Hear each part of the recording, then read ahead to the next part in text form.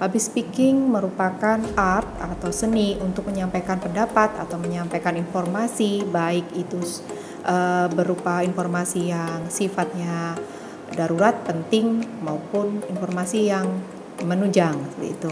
Nah, teman-teman semuanya, generasi muda akhir-akhir ini memang ada kecenderungan gitu ya, kurang memiliki skill ini gitu. Jadi sangat dibutuhkan skill public speaking, utamanya untuk generasi muda.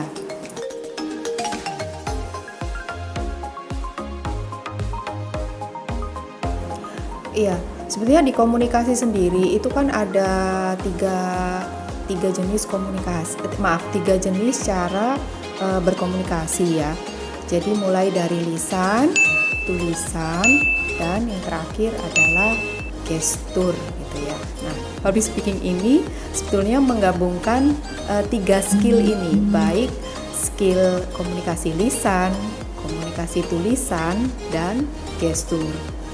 Nah, ilmu public speaking dimiliki oleh masing-masing orang sebetulnya. Hanya pengalaman yang tidak sama dari satu orang maupun orang yang lain itu yang membedakan orang ini akan mampu menyampaikan informasi atau mampu berkomunikasi kepada khalayak. Dengan kata lain, public speaking butuh latihan, butuh dipelajari seperti itu.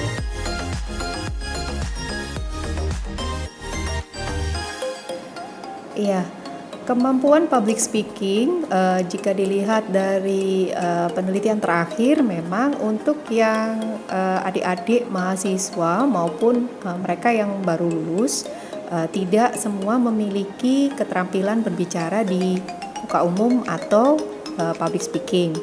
Ada beberapa hal yang menyebabkan mereka cenderung untuk menyampaikan pendapat maupun informasinya melalui channel lain atau melalui media sosial.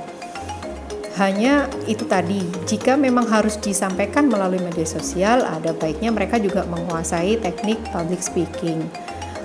Kita kembali lagi, kenapa mereka memiliki kemampuan yang rendah?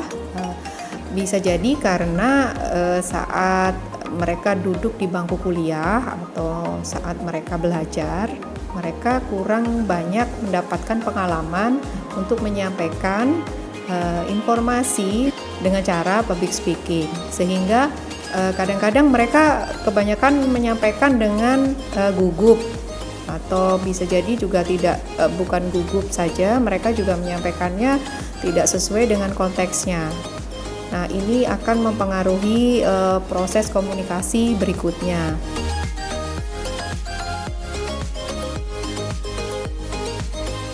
Iya, memang tawaran untuk mengikuti atau memperdalam skill public speaking banyak sekali ya. Dan itu harusnya dipelajari sejak anak-anak masih kecil ya. Jadi misalnya nih di usia SD begitu ya, SD mereka sudah diajari untuk menyampaikan pendapat gitu. Lalu di fase kedua SMP mereka diajari untuk menyampaikan pendapat tapi di media yang berbeda dengan khalayak yang lebih luas seperti itu. Nah, praktek-praktek public speaking sendiri sebetulnya bisa dipelajari dan pelatihan itu bisa dilakukan sejak awal gitu. Sejak mereka duduk di bangku SD, SMP, SMA, dengan catatan memang ada level-level tertentu bagi anak-anak ini. Jadi kapan mereka bisa dilatih dengan pemahaman yang lebih seperti itu. Jadi ada pelevelannya.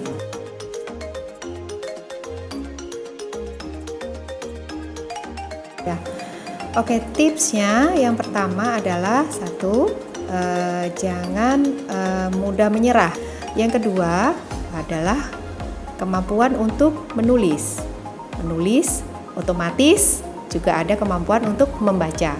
Membaca dan menulis ini tidak bisa dipisahkan, sehingga ada pentingnya tips untuk sering-sering banyak menambah wawasan dengan cara membaca dan sering-sering juga untuk memindahkannya dengan cara menulis. Itu akan menambah wawasan sekaligus menambah konten yang akan disampaikan. Yang terakhir adalah berlatih. Berlatih ini dibutuhkan ketenangan yang pertama, lalu yang kedua dibutuhkan juga kemampuan untuk mengendalikan diri, serta dibutuhkan juga keberanian untuk sering-sering berlatih. Semangat selalu, dan saya yakin pasti semuanya bisa untuk menyampaikan pendapatnya, bahkan menjadi seorang public speaker yang handal. Itu tadi adalah tips untuk menjadi seorang public speaker yang handal.